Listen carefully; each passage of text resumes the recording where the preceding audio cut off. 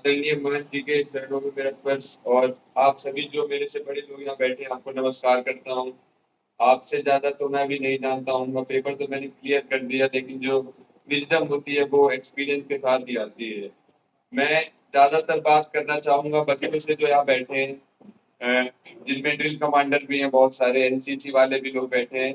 मैं आप लोगों से ये कहना चाहूँगा कि आप इस आयोजन से कुछ लेके जाएँ तो ज़्यादा अच्छा रहेगा। मतलब जब सपने आपके पूरे होते हैं तो आप कभी कभार उसको समझ ही नहीं पाते कि हो क्या रहा है। मैं यहाँ पे आप लोगों के बीच में कह रहा हूँ, मतलब सपने देखता था मैं ऐसे कि मुझे मौका मिलेगा ऐसा कि बड़े बड़े लोग बैठे रहेंगे और मेरी बात को सुनेंगे। तो बच्चों से कहूंगा कि आप लोग भी ऐसे सपने देखना कि एक दिन आप भी आओ यहाँ पे अपने शहर में वापिस आओ और लोग आपको सुनने के लिए बैठे रहे। आपको लेने के लिए बच्चे हैं ड्रिल करते हुए और आप उनके बीच में चलो।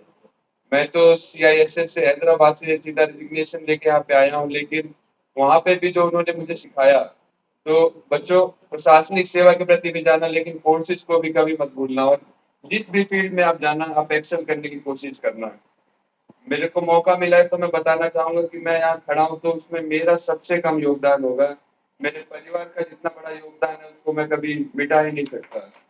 मेरा सपना ही मेरे पिताजी ने देखा था कि आईएएस बनना है। मेरे भाई हैं संभव शुक्ला, मुझे गाड़ी में लेके जाते थे, 6-6 घंटे तक बाहर बैठे रहते थे। मेरी मम्मी खाना बना के देती थी कि बेटा ये खाना है। जब आपका परिवार आपके साथ रहता है तो मतलब मैं पास एग्जाम क्लियर करने ज्यादा एग्जामों में फेल हुआ हूँ। मैं 3 बार सीएपीएफ में फेल हुआ हूँ। यूपीएससी में मेरा चौथा अटेम्प्ट था। तो जब आपकी लड़ाई लंबी होती है, आप कई बार गिरते हैं, तो आपका परिवार अगर आपके साथ हो तो उससे बड़ा आपके लिए कुछ भी नहीं रहेगा। जितने भी आप लोग बैठे, मैं ये कहूंगा कि अगर आपके बच्चे कोई भी सपना देखते हैं तो आप उसमें जितना योगदान दे सके, जितना आप एक स्तंभ की तरह उनके पीछे खड़े रहेंगे, उतना वो मुसीबत के समय में थोड़ा आराम से रह सकेंगे। रोएंगे तो हारते हैं तो बच्चे रोते भी है, कभी कभी ऐसा लगता है कि हो भी सकेगा कि नहीं हो सकेगा, लेकिन अगर आपका पिता और आपकी माता आपके पीछे खड़े हैं, आपका भाई आपके साथ खड़ा है, तो कुछ भी आपके लिए असंभव नहीं है। फिर आपके अंदर वो लड़ने की दोबारा वो जज्बा आ जाता है। दूसरा मैं बच्चों से ये कहूंगा कि एक चीज को कभी मत भूलना, आप चाहे स्पोर्ट्स पर्सन बनना चाहो या आप म्यूजिशियन ही बनना चाहो, आईएएस बनना चाहो, ये मत कभी भूलना कि ये हमारा ही देश है और ये देश में एक सपना है कि पूरी दुनिया में अलग अलग तरह के लोग अलग अलग प्रांत एक साथ मिलके दुनिया के सबसे ऊंचे पटल पे जा सकते हैं। इस चीज को कभी मत भूलना, आप ही इस देश के नेता बनोगे, प्रशासनिक अधिकारी बनोगे, इस देश को लीड करोगे। ये कभी मत भूलना कि ये हमारा देश है, इसको ओनरशिप करना है, इसको दूर से नहीं देखना है कि एक राष्ट्रवाद है, हम इसीलिए कहते हैं कि हमारा देश है, जय हिंद कहते हैं। मन में ये रखना है कि जैसे हमारा परिवार है वैसे ही हमारा देश है, चाहे आप कहीं भी चले जाओ। मेरे को इंटरव्यू से पहले मेरा सीआईएसएफ में सिलेक्शन हो गया था और मेरे साथ के कई मित्रों ने उसको अचीवमेंट में लिखा। आपको डायरेक्ट जब आप इंटरव्यू देने जाते हो तो आपसे पूछते हैं कि आपने जीवन में आज तक आपकी क्या अचीवमेंट रही है। तो उन्होंने कहा कि तुम भी इसको अचीवमेंट में लिखो कि तुम्हारी 27 रैंक आई है सीपीएफ में। मैंने उसको नहीं लिखा। मैंने कहा ये कोई अचीवमेंट नहीं है, ये एक जिम्मेदारी है मेरे ऊपर। मुझे फोर्सेस में जाके काम करना है, जो मेरे नीचे लोग काम करेंगे, जहाँ मैं लोगों से जुड़ूंगा, उनके लिए मौका, काम करने का मौका है। मेरी 18 रैंक आई तो मुझे नहीं लगता ऐसा कि मैंने कुछ बहुत बड़ा किया है, लेकिन अगर मैं अपनी पोजीशन पे जाके 100 बच्चों का भी भला करता हूँ, 100 ऐसे बच्चे जो ग्रामीण क्षेत्र से जाके इंटरनेशनल स्कूल पढ़ने वालों से भी टक्कर ले सकेंगे, ऐसी शिक्षा बनाता हूँ, वो मेरी अचीवमेंट होगी।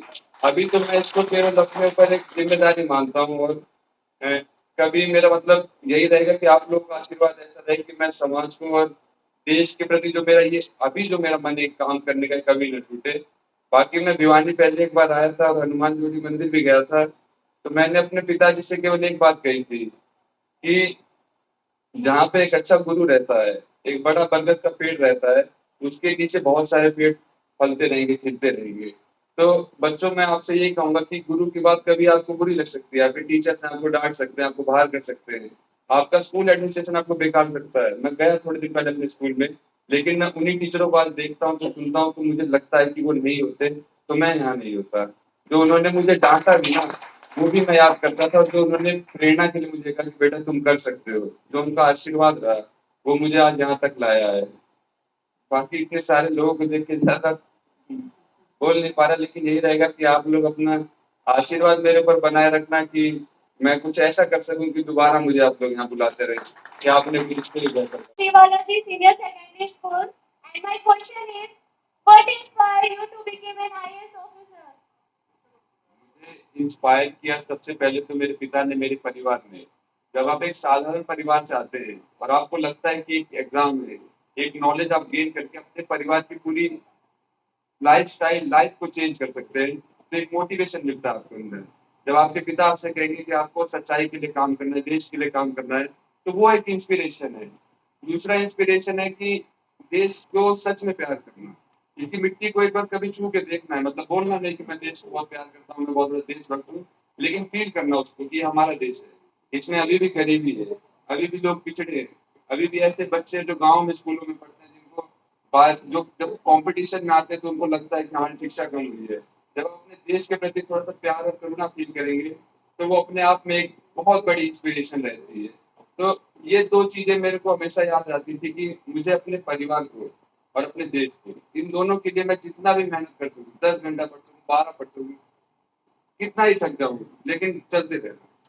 Thank you, sir. Again, very good afternoon, sir. And my question is, what advice you give to someone which wants to prepare UPSC exam test? अभी तो आप लोग के लिए मेरी एडवाइस इतना ही रहेगी कि आपके टीचर जितना आपको समझाते हैं, उसको पूरी तरह से समझिए। दूसरा, अपने अंदर देखिए कि आप करना क्यों चाहते हैं यूपीएससी की तैयारी। इसलिए तैयारी नहीं करनी कि आपको बहुत बड़े गाड़ी मिलेगी, बंगला मिलेगा, फ़ोटो डालेंगे।